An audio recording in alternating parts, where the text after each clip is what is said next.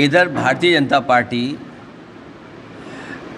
माननीय जो सदस्य हैं विधानसभा से उनसे बचना चाहती है, उनके सवालों का जवाब नहीं देना चाहती है।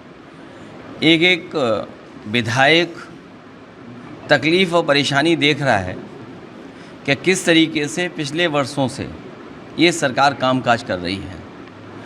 विधायकों के और जनता को धोखा देने के लिए ये जो नया सपना बुना जा रहा है कि विकसित उत्तर प्रदेश बने और विज़न उत्तर प्रदेश के लिए चर्चा हो। हमारे मुख्यमंत्री जी नकलची हैं।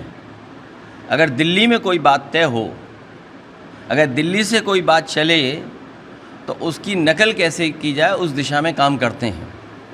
24 घंटे जगाना ये तो इनह्यूमन काम है, ज़बरदस्ती बैठाना। और मुझे जानकारी मिली है कि विपक्ष तो रहा मौजूद वहाँ, लेकिन सत्ता पक्ष के जहाँ सबको रहना चाहिए था, मंत्रियों को सबको व्यवस्थित रहना चाहिए, सदन में कोई नहीं रहा। सुनने में आया है कि मंत्रियों की ड्यूटी लगी थी बारी बारी सोने की, कि आप इतने घंटे सोना फिर सदन में बैठना। तो जब सरकार ही मंत्रियों को सोने के लिए कह रही है तो क्या विज़न डॉक्यूमेंट तैयार होगा। समाजवादी सरकार में चाहे वो बलिया हो, गाजीपुर हो, मिर्ज़ापुर हो, सोनभद्र हो, चाहे आपका मेरठ हो, सहारनपुर हो, मुजफ्फरनगर हो, नोएडा हो, पूरे उत्तर प्रदेश का विकास कैसे हो, किस तरह से विकास के लिए आगे बढ़ें। उदाहरण के लिए बनारस में समाजवादी सरकार में मेट्रो की DPR बनी और हमारी समाजवादियों की कोशिश थी कि बनारस में भी मेट्रो हो। DPR बन गया, बजट दे दिया, लेकिन इस सरकार ने मेट्रो का काम रोक दिया। वर्णा कॉरिडोर बनाया गया वहाँ, जिससे ये उदाहरण दिया जा सके कि कैसे वर्णा नदी साफ़ सुथरी बह सकती है। मिर्ज़ापुर से बनारस को जोड़ना, सोनभद्र को जोड़ना, वो 4 लेन सड़क दी गई। सोनभद्र में बिजली के प्लांट दिए गए। बड़े पैमाने पर बिजली का उत्पादन हो तो मिर्ज़ापुर में ही सोलर का प्लांट और थर्मल प्लांट कैसे लगे, उसके लिए भी ज़मीन एक प्राइवेट कंपनी को ट्रांसफ़र करना।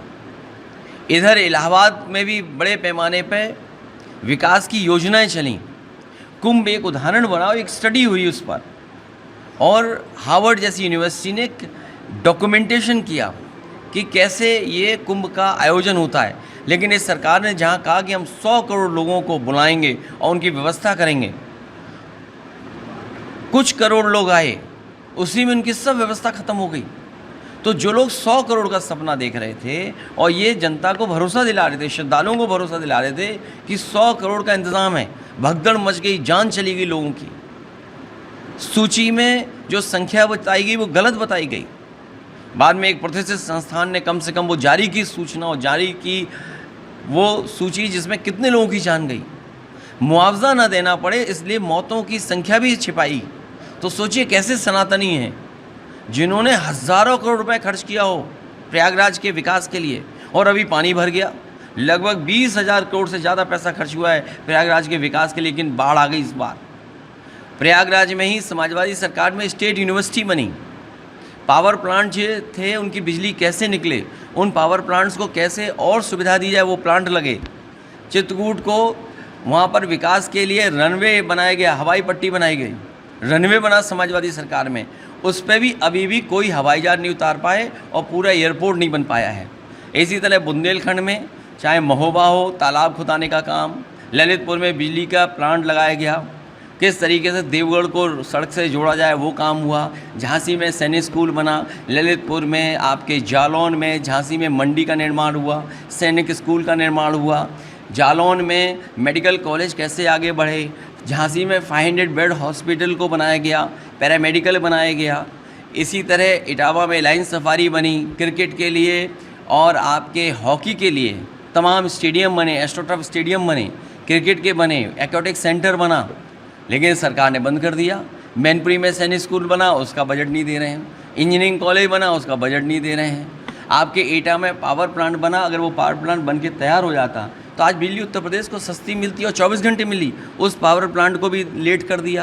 बदायूं में मेडिकल कॉलेज बनाया, आज बजट ही नहीं दे रहे मेडिकल कॉलेज का। शाहजहाँपुर का वित्त मंत्री, इनके यहाँ सबसे पहला सेंट्रल स्टेट योजना का मिलाकर के मेडिकल कॉलेज बना, वो भी नहीं चला पा रहे हैं। आपके बरेली से आपको हल्द्वानी जोड़ने के लिए 4 लेन बनाई गई, बरेली से आपकी बदायूं को जोड़ने के लिए 4 लेन बनाई गई, लेकिन बरेली से अभी तक पीलीभीत को जोड़ने के लिए 4 लेन नहीं बना पाए। पीलीभीत को सीतापुर से जोड़ने के लिए योजना नहीं बना पाए। वहीं समाजवादी सरकार में न केवल पावर प्लांट में काम हुए, कानपुर जैसे बड़े शहर में मेट्रो दी गई, पनकी का बिजली का कारखाना दिया गया, कानपुर देहात में भोगनीपुर में 3x60 सुपर क्रिटिकल प्लांट लगाया गया, तो वो भी बिजली का प्लांट बना। डिस्ट्रीब्यूशन में काम हुआ, ट्रांसमिशन में काम हुआ। इस सरकार ने डिस्ट्रीब्यूशन और ट्रांसमिशन का भी सत्यानाश कर दिया, जिसका परिणाम ये है कि उत्तर प्रदेश के लोगों को उसका सामना करना पड़ रहा है। ये आपके मेडिकल कॉलेज जो चलने चाहिए तो वो नहीं चला पाए हैं।